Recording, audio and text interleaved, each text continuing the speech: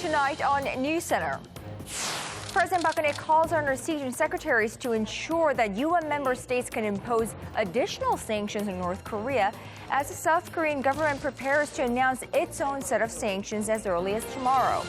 Seoul's intelligence agency says North Korea tried to hack into key South Korean officials' smartphones. South Korea and the U.S. starts huge military exercises, including rehearsals for surgical strikes on North Korea's main nuclear and missile facilities as North Korea threatens nuclear attack. And 37 days to go until this country heads to the polls for the general election. Both the ruling and the opposition bloc look to find new faces to win the hearts of the voters. That and more from the political scene. NewsCenter begins right now.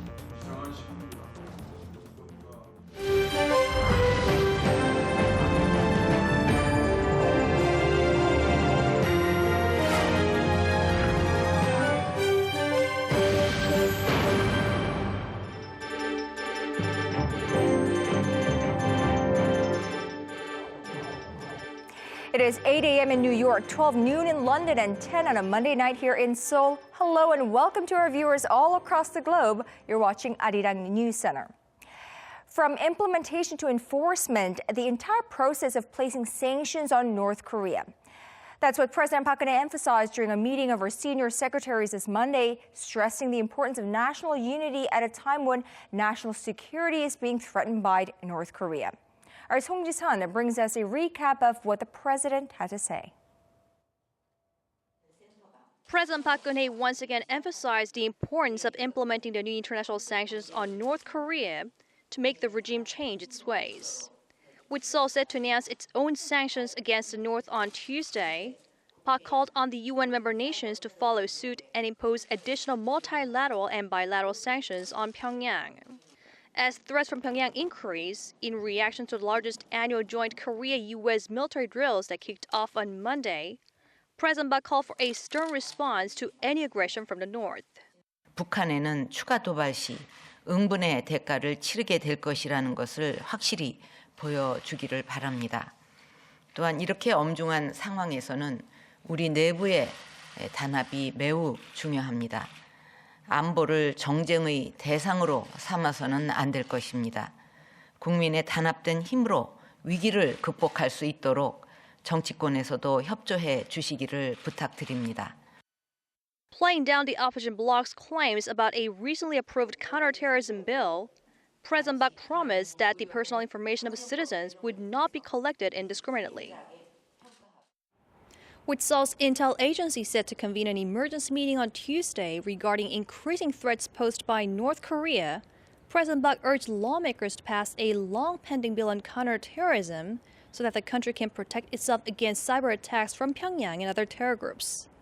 Song Ji-sun, Arirang News. Now this, as we're learning today that there have been attempts by North Korea to hack into the smartphones of key South Korean officials and even agencies in charge of the nation's railways. Well, that's according to the South Intelligence Agency on this Monday. Now, as for hacking attempts to compromise the railway system, the National Intelligence Service says it had detected beforehand and prevented any infiltration. Regardless, the NIS will hold an emergency government-wide meeting Tuesday as threats of cyber terrorism from North Korea become reality, especially in the wake of latest UN sanctions.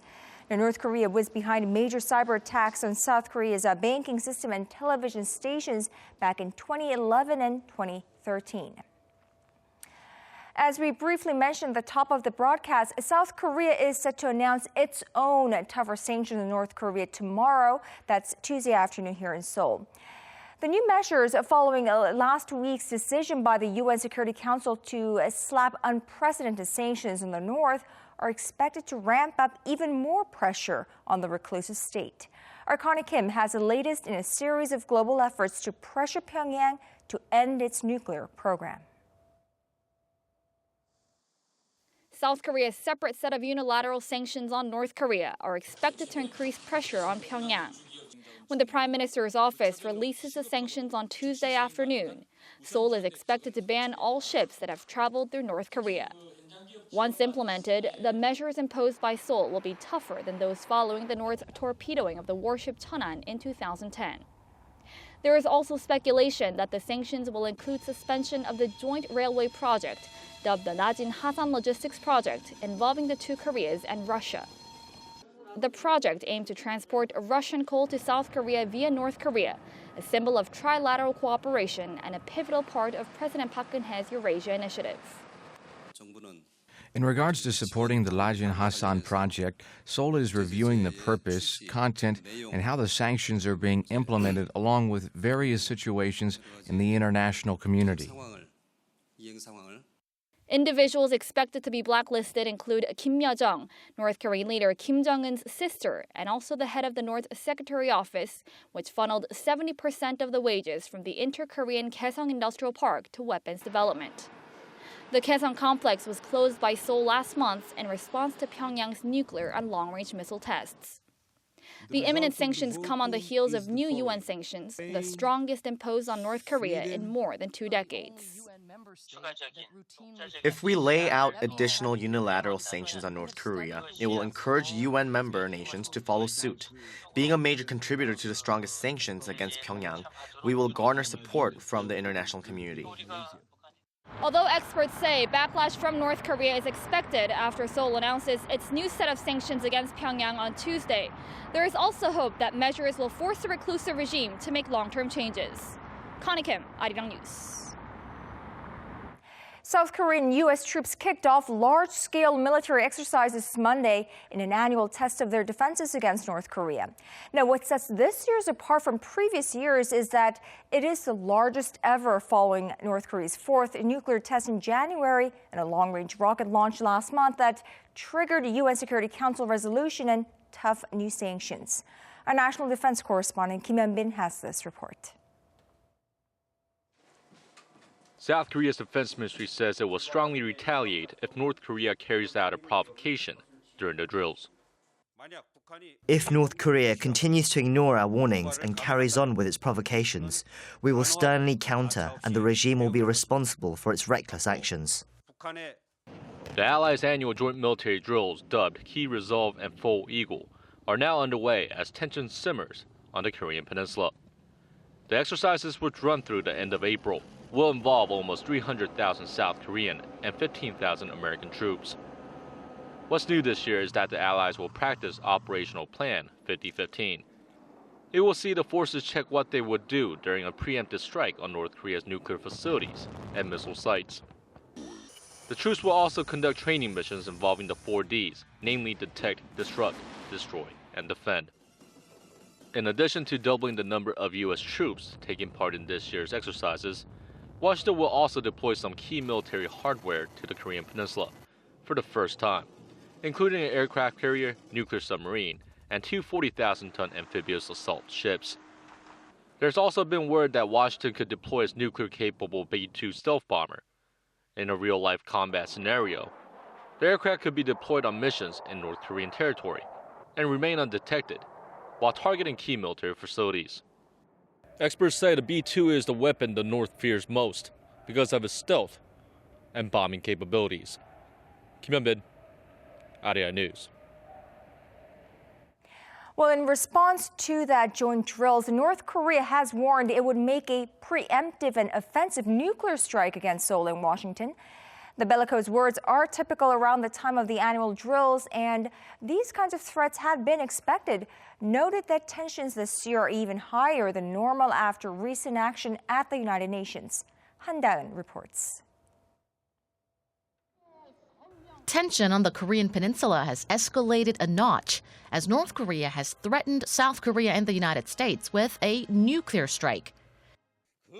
We will not miss the opportunity to realize the greatest desire of the Korean nation through a sacred war of justice for reunification.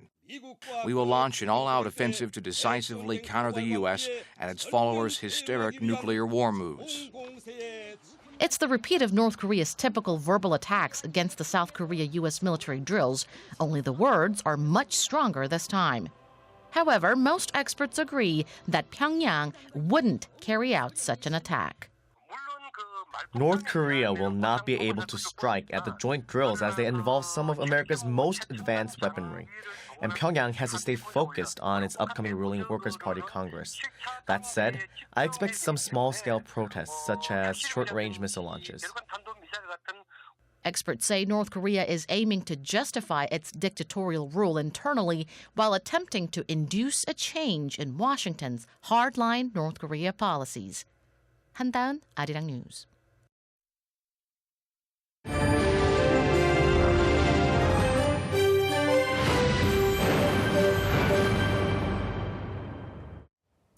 Now, in the political scene, just 3 days left of the current parliamentary session, which comes to an end this Thursday. Now, with time running out, the ruling Unity Party called on the opposition bloc to fulfill their legislative duties before shifting focus to the upcoming general election in April. Our political correspondent Kim Young-gil has more on today's parliamentary affairs. The ruling Unity Party on Monday accused the main opposition Minju Party of Korea of neglecting their legislative duties. Ever since the Minju Party stopped its filibuster, they've been neglecting their duties and are only concerned about merging liberal forces for the upcoming general election. Full Leader Won emphasized the importance of passing a bill to promote Korea's service industry and 4 bills to restructure Korea's rigid labor market. He said the bills would help create new jobs and revive Korea's sluggish economy. However, the Minju Party showed unwillingness to grant the ruling party any leeway in processing government-backed bills. We won't allow the Unity Party to force through the 4 labor reform bills that we've tried so hard to block. If those bills pass, it could lead to a push for privatizing health care and even amend the Constitution to suit their party's interests. The 4 labor reform bills are aimed at improving working conditions for contract workers and compensation to workers involved in accidents while commuting to work. However, the opposition party says it will take more than a few new bills to get Korea's economy back on track. Meanwhile, the presidential office of Cheongwade on Monday also stressed the need for Parliament to pass the 4 labor reform bills, the Service Industry Development Bill, and the Cyber Terrorism Bill within February's extra session. With a handful of bills remaining on its agenda, the Unity Party called for the Minju Party's cooperation to open the March extra session immediately after Thursday. Kim Young-gil, Arirang News. Now, just a little over a month left until this country heads to the polls for the general election. The opposition bloc remains divided. Korea's minor opposition People's Party is experiencing turmoil within as the party's leadership is split over whether to reunite with the main opposition camp ahead of the election. Our political correspondent Shin Dongbins takes a closer look to find out if this could represent a breaking point for the minor opposition. Opposing views on the issue of uniting opposition forces. The rift among leaders of the country's minor opposition People's Party continues to grow following an official rejection on Friday to the Minju Party of Korea's proposal to join forces. Representative Kim Han-gil, the chief campaign manager of the People's Party, laid down the gauntlet during the party's general meeting Monday, saying that the best interest of the country and the history of democracy should take priority over the party's own interests. Achieving successful parliamentary negotiations shouldn't be the goal of our party. Integrated resistance against the ruling party for the sake of the people is needed. Following Kim's statement, An Chol-soo, co-chair of the party, reaffirmed his stance, rejecting suggestions of possible alliance of opposition forces and even an electoral coalition. Unconditional consolidation of the parties is the path to failure. I believe the people will not regress by granting the ruling party a majority of seats in parliament. An said that the party's official stance will not change based on an individual's opinion and referred to his goal of new politics, which is to break the two-party political system. The discord follows the proposal from Minju Party's interim leader Kim Jong-un last Wednesday to unite for victory in the April's general elections and to lay the groundwork for governmental change at the presidential election in 2017. Reflecting the turmoil in the opposition bloc, the approval ratings of the People's Party fell to its lowest in 2 weeks at 11.5%, raising concerns of whether or not the party will maintain its unity ahead of the April 13th general elections. Shin Dongbins, Arirang News. The human rights situation in North Korea is one that's been documented many times over. It's a dire situation for many who live in the reclusive state and is the focus of efforts not only by the United Nations but South Korea as well. Ahead of International Women's Day, North Korean defectors have stepped forward to share important testimonies about the alarming state of women's rights just north of the 38th parallel. Our Park Ji-won has more. The New Korea Women's Union, an association of North Korean defectors, held a press conference on Monday in central Seoul to testify to the appalling women's rights situation in North Korea.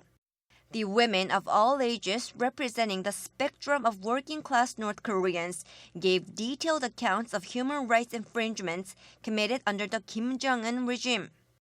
Kim Un-mi used to work on a train in North Korea. She said the women crew members faced sexual assaults and rape, which was rampant in trains carrying soldiers, especially when lights were turned off in the evenings. Security officers on the train also demanded sexual favors from young female passengers who were caught during checks. Former North Korean Army nurse Choi Soo-hyang, who left the country in 2014, pointed out that 30 to 40% of the North's military personnel are women, and they too are raped and assaulted by superior officers.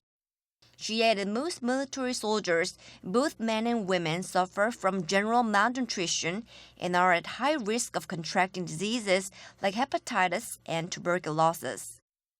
Chung Hyun-jung is a former North Korean worker who was dispatched to China. She defected in 1999. According to Chung, about 48,000 women sent to work in China's service industry, including restaurants, and only receive about a third of a Chinese worker's regular salary. On top of that, 90% of their pay went directly to the North Korean government.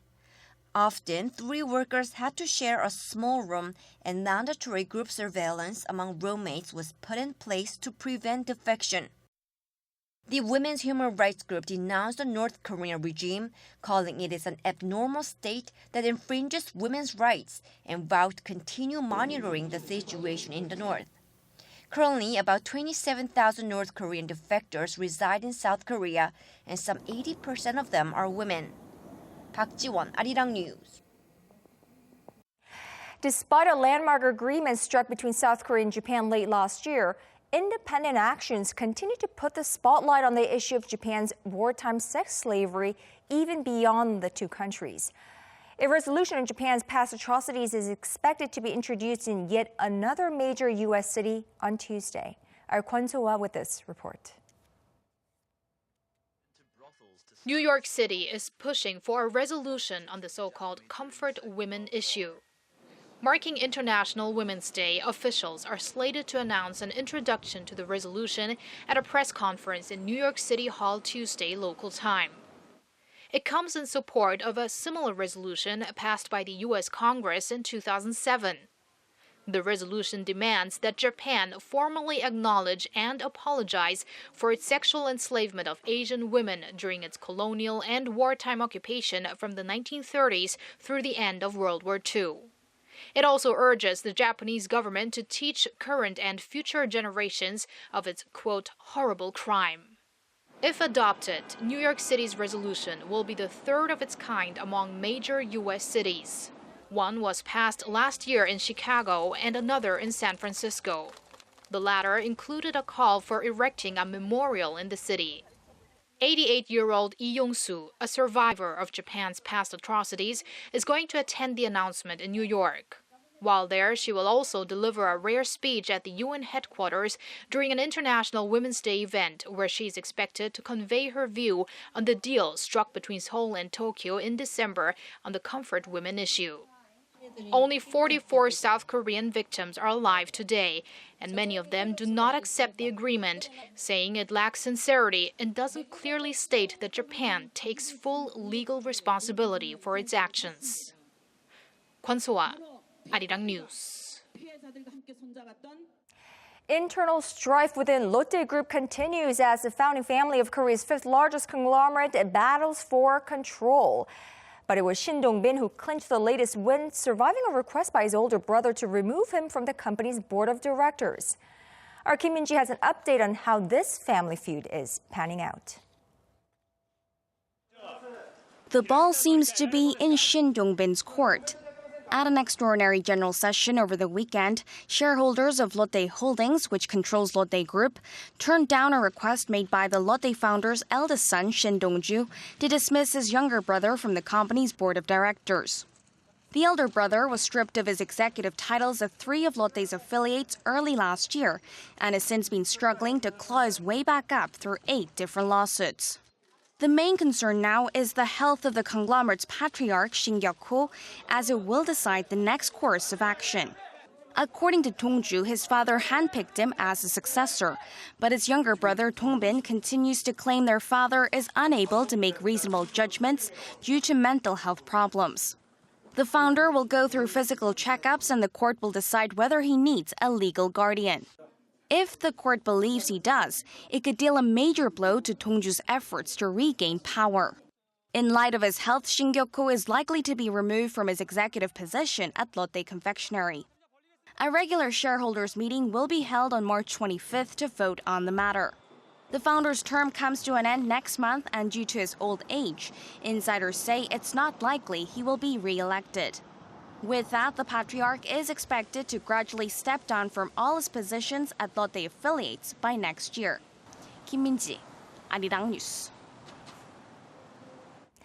Well, it may not be too long until we see driverless cars in the streets of Seoul and the rest of this country. The Korean government today gave the green light for the nation's first self-driving car. With this landmark step, South Korea joins a global race to develop and commercialize autonomous vehicles. For more on Korea's first baby steps in this technology, we turn to our Kwon Jang-ho. Korea issued the first license plate for an autonomous car on Monday. While it may only be a temporary one issued to a single car, it's a sign that the country is ready to take on the challenge of developing a self-driving car for the masses. The 5-year license plate was issued to a new Hyundai Genesis fitted with the latest high-tech driving assist systems. It will only be allowed to travel along 6 designated routes over a total distance of around 320 kilometers. At least 2 people are required to be in the car when it's on the road, and if anything goes wrong, it will switch to a manual mode so a human driver can take over. Hyundai has already been testing autonomous cars on public roads in the US state of Nevada.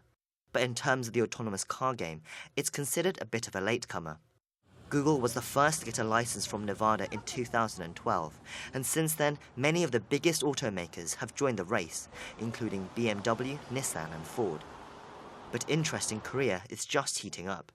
The Transport Ministry says it's received a number of applications for these licenses from university research labs and small and medium-sized businesses, meaning that more locally developed autonomous cars could hit the streets soon. Kwon Jang-ho, Arirang News. Final preparations are nearly complete for what's surely to become the biggest high-profile game of Go in modern-day history. It's a matchup of human versus artificial intelligence. In one corner, Lee Se-dol, the reigning human grandmaster, his opponent, Google's AlphaGO supercomputer. But as our Kim Ji-yeon reports, there's more than money that's on the line in this $1 million match. The most highly anticipated Go match of the century is set to open in Seoul on Wednesday. It's considered to be the biggest follow-up to the 1997 chess match between Russian champ Garry Kasparov and IBM's supercomputer Deep Blue, and that time computer won. Demis Hassabis, the CEO of DeepMind Technologies and developer of AlphaGo, hopes for a similar outcome. He arrived in the Korean capital on Monday, joining his crew that's been prepping the supercomputer, including final checks on facilities and internet connectivity to make sure that all goes smoothly on game day. And the pressure is on, since the complex game is being viewed as a litmus for how far artificial intelligence has come and how far it will go. First two games of the match will be held on Wednesday and Thursday. Game 3 will follow on Saturday, while the final two games are scheduled for the 13th and 15th. All games will begin at 1 p.m. local time and stream live on YouTube. Now, each game could take as long as 5 hours, given that basic ground rules allow each player a total 2-hour time limit to make their moves. Hasabi said he's excited and nervous and is sticking to his claims that AlphaGO has a 50-50 chance. But Grandmaster Yi has said he'll win in a landslide to take home the $1 million prize. The Korean public thinks so too. A 4-day survey of more than 1,000 adults by the Korea Press Foundation last month showed over 56% of respondents think Grandmaster Yi will win a majority of the games, while 31% expected AlphaGO to come out on top. Kim Ji-yeon, Arirang News.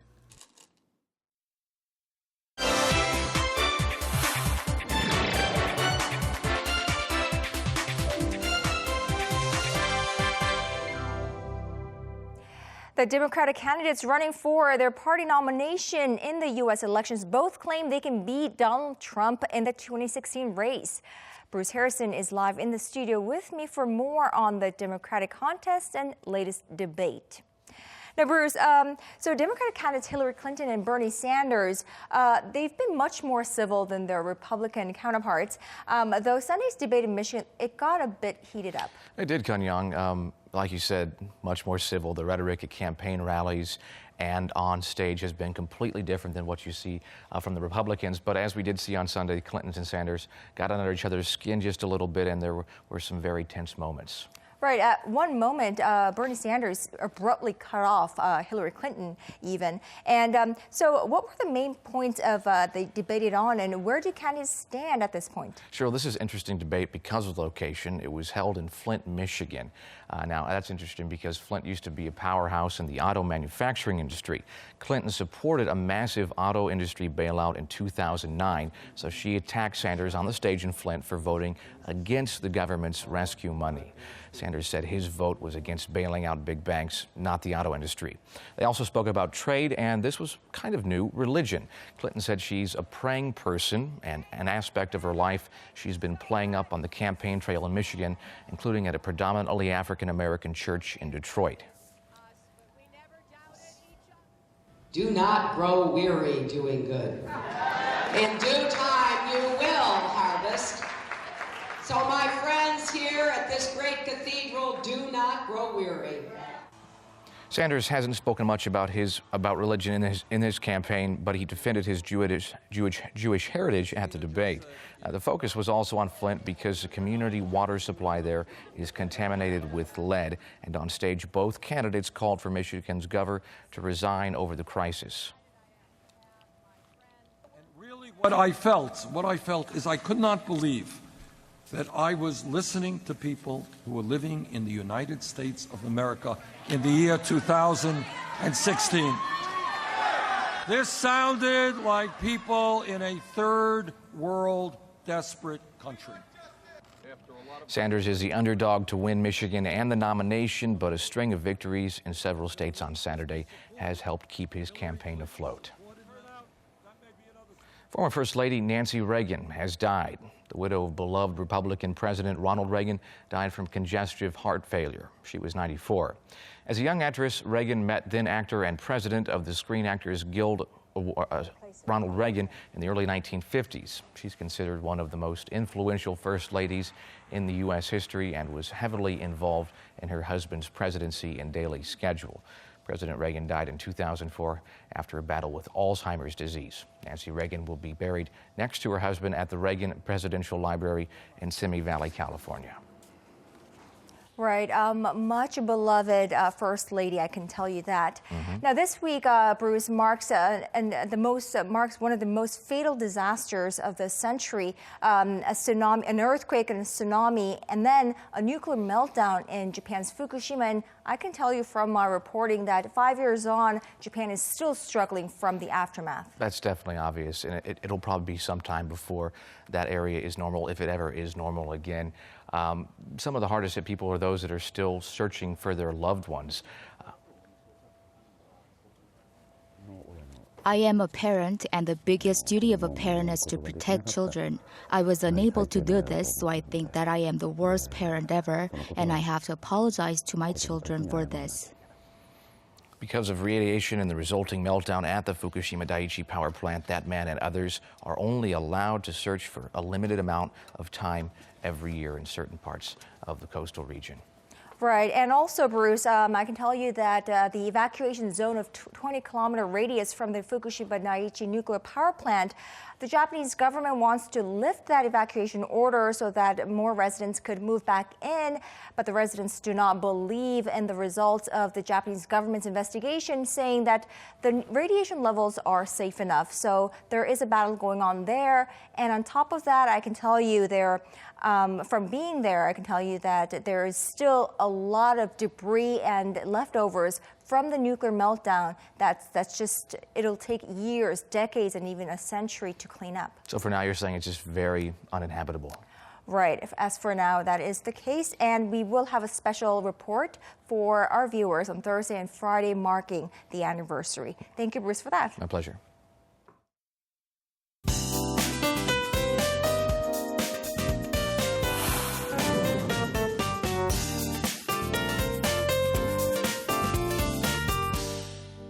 Well, it was one dusty weekend here in the nation's capital with the first yellow dust of the year blowing in.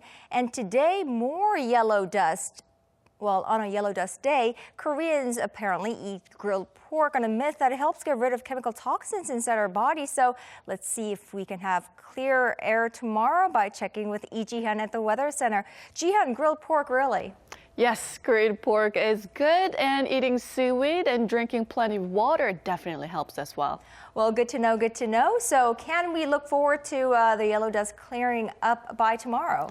Yes, but today we did see dust levels rising 2 to 3 times higher than normal in the metropolitan areas, and western regions will have higher levels of yellow dust till tomorrow morning, so be sure to have a mask handy. But cold air sweeping down from the northwest, and that's going to push away all the dust by the afternoon.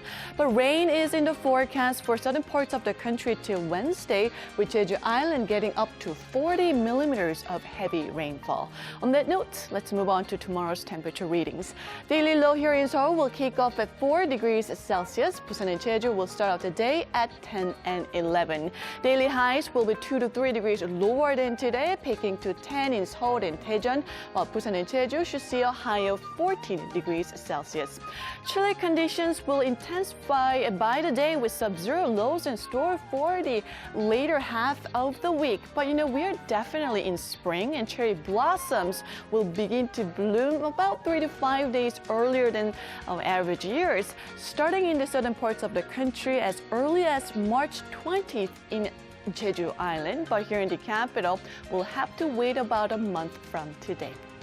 Now that's Korea for you, and here's a look at the weather conditions around the world.